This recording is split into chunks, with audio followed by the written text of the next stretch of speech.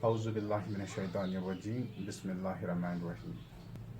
So, guys, today we'll take up a new topic, that is rearrange the words to form meaningful sentences. यानी कैसे jumbled group of words जो होते हैं उनको हम कैसे मीनिंगफुल सेंटेंसेस में तब्दील कर सकते हैं. This carries 2 marks in our syllabus. जो हमारे पेपर आते हैं एग्जामिनेशन पेपर, उसमें इसके 2 marks होते हैं. तो आज हम इसी पे बात करेंगे कि कैसे हम kind of jumbled words, we have a group of words, how to put them into an order systematically, grammatically, to make meaningful sentences. सबसे पहले हम बोर्ड पे देखते हैं कि हमारे पास जो वर्ड्स हैं ये क्या क्या है इनमें और इनको कैसे हम चेंज कर सकते हैं इनटू मीनिंगफुल सेंटेंसेस में. तो पहला वर्ड जो है ये है वॉक्ड, दूसरा है आई, तीसरा है हाफ, चौथा है आर्टिकल द, फिर थ्रू, फिर गार्डन, फिर इनटू, फिर the house, again into the house. तो जब भी कोई सेंटेंस बनता है तो शुरू होता है वो सब्जेक्ट से. मैंने पहले भी आपको जब मैं टेंसेस पढ़ा रहा था तो I give you the information how to build the structure of the sentence. Sentence की स्ट्रक्चर कैसे बनाते हैं. फिर से मैं आपको याद दिलाता हूँ, क्योंकि वो स्पेसिफिक टेंसेस के लिए थे तो वहाँ पे वर्ब की वही फॉर्म चाहिए होती थी जो हमें जिस टेंस की हम बात करते थे. लेकिन यहाँ पे थोड़ा जनरली हम वर्ब की फॉर्म को नहीं डिनोट करेंगे, बल्कि हम वर्ब का जिक्र करेंगे. तो इसके लिए स्ट्रक्चर है subject plus verb plus preposition oblique article plus object. ये है general structure of any tense. मतलब जो भी टेंस हमारे पास होता है तो उसमें सबसे पहली चीज जो लगती है वो सब्जेक्ट लगती है. दूसरी चीज जो हमें चाहिए होती है वो वर्ब. सब्जेक्ट के बाद इमीडिएटली वर्ब आता है. फिर preposition, article, adverb, adjectives, object वगैरह आते ही रहते हैं. उसमें उसको समझने के लिए हमें प्रेडिकेट, कॉम्प्लीमेंट वगैरह ये सब जानना पड़ेगा. लेकिन फिलहाल हम देखेंगे क्या हम इन वर्ड्स को रीअरेंज करके मीनिंगफुल सेंटेंस में चेंज कर सकते हैं या नहीं. Let's see. पहले देखते हैं इस सब्जेक्ट. पहले इस स्ट्रक्चर के हिसाब से हमें पहले सब्जेक्ट चाहिए. तो देखते हैं यहाँ पे कहाँ पे सब्जेक्ट हो सकता है. तो look, walked is second form of the verb. It may be third form as well. तो हमें पता चलेगा कि आगे क्या है, तो उसी हिसाब से हम इसको सेकंड फॉर्म में रखेंगे या थर्ड फॉर्म में रखेंगे. तो सबसे पहले जो लफ्ज है हमारे पास ये है वॉक्ड, यानी ये वर्ब है. दूसरा जो लफ्ज है, दूसरा वर्ड जो है जम्बल्ड सेंटेंस, जम्बल्ड वर्ड्स में, तो वो आई आता है. आई चूंकि प्रोनाउन है, प्रोनाउंस हमेशा सब्जेक्ट में इस्तेमाल होते हैं, वो भी सब्जेक्टिव प्रोनाउंस जब होते हैं तो उनको हम हमेशा सब्जेक्ट पे प्लेस करते हैं. तो उसके बाद हाउस है, ये नाउन है. It may be an object, it may be a subject as well. तो वो आगे हम देखेंगे. उसके बाद है द, ये आर्टिकल है. थ्रू जो है again it may B preposition. Sometimes it's used proportion, sometimes it has some other grammatical placement. We'll be talking later. Then garden again, ये जो है गार्डन. गार्डन को हम कभी एडजेक्टिव इस्तेमाल करते हैं, but sometimes it's also used as a noun. It may be a subject as well as an object. अब देखते हैं into. Again it's a preposition, the is article, house is again noun. ठीक. तो जब हमारे पास सब्जेक्ट एज अ प्रोनाउन होता है, जब हमारे पास प्रोनाउन होता है वो भी सब्जेक्ट टू प्रोनाउन, तो जरूरी बात यह है कि उस वक्त हम उसी को सब्जेक्ट ले लेते हैं. तो मेरे ख्याल में हम इस वक्त यहाँ पे सब्जेक्ट आई लेते हैं. जरा देखते हैं अकॉर्डिंग टू दिस स्ट्रक्चर. यानी इस स्ट्रक्चर के हिसाब से सब्जेक्ट हमें चाहिए. तो सब्जेक्ट इतने सारे वर्ड्स में सिर्फ हम आई को चुनेंगे क्योंकि दिस इज सब्जेक्टिव प्रोनाउन. तो यहाँ पे हमने आई दिया. ठीक. उसके बाद दूसरा जो काम हम करने जा रहे हैं वो है वर्ब का. अब देखते हैं इसमें से कौन वर्ब है.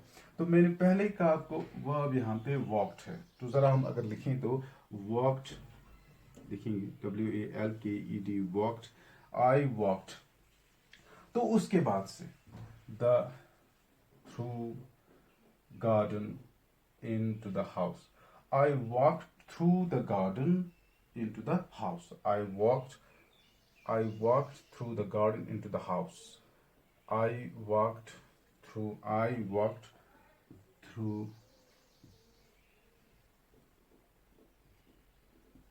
the garden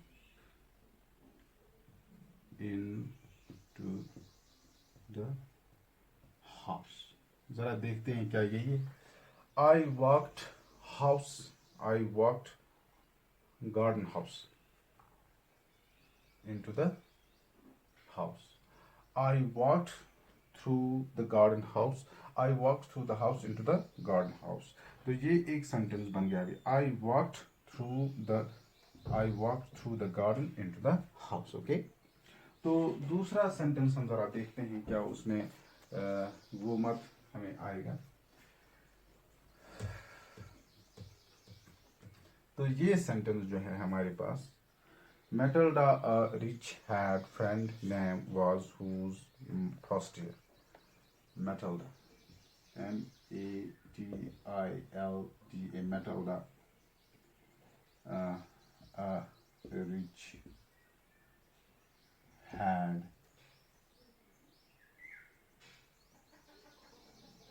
Matilda, a rich had friend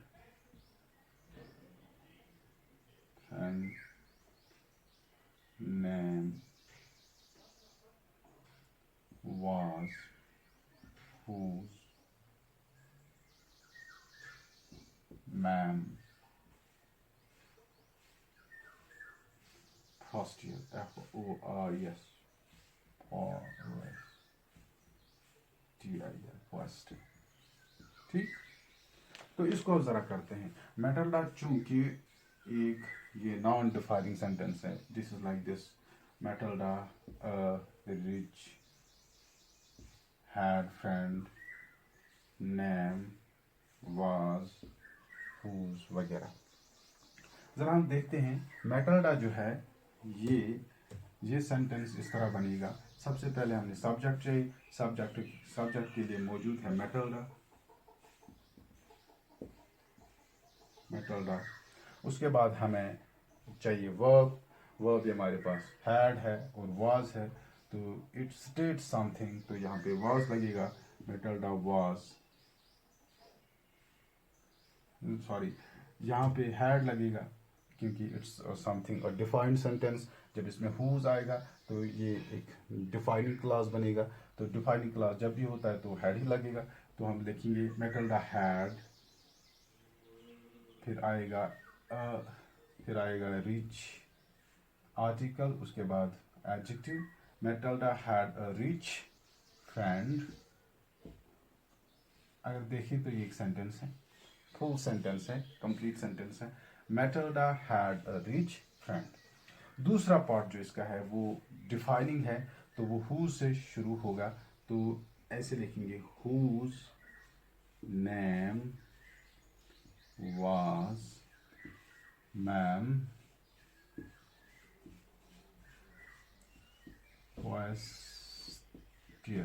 question. तो क्या बना सेंटेंस?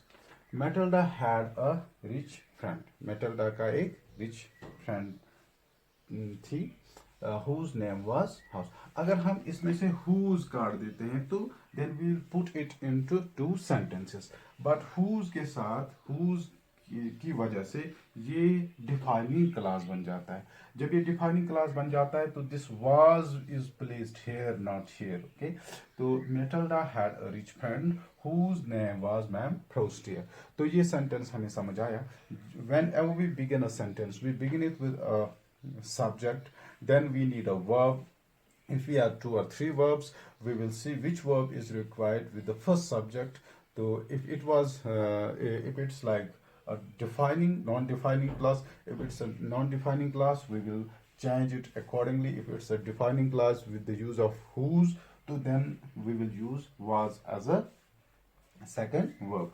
तो यहाँ पे Matilda had a rich friend whose name was Ma'am Prostier. तो इस तरह से ये सेंटेंस भी हमें समझ आया कि कैसे इसको करना है. Okay, so then we'll move to another sentence. We'll see whether will be able to do that or not. Okay, तीसरा सेंटेंस इसमें ये है, why Matilda unhappy was. Why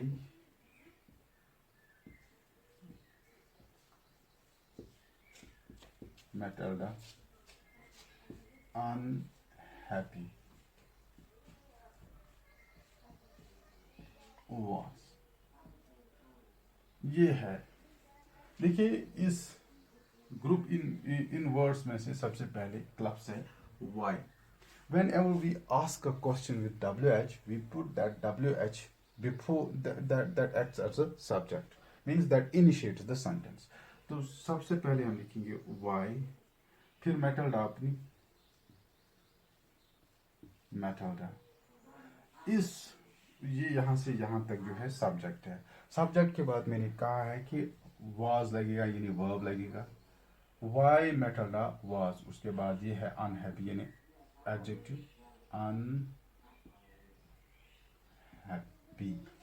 तो ये सेंटेंस भी क्लियर हो गया. These words have been put into a meaningful sentence. So why Matilda was unhappy, यानी ऊपर क्या था, ऊपर था it was a mess of words, it was a jumbling of words, but we put them all into an order, into a systematic order, grammatically meaningful sentence. So this is the way how we do the jumbled words into meaningful sentences. Okay, inshallah tomorrow we'll take up something else. Thank you very much.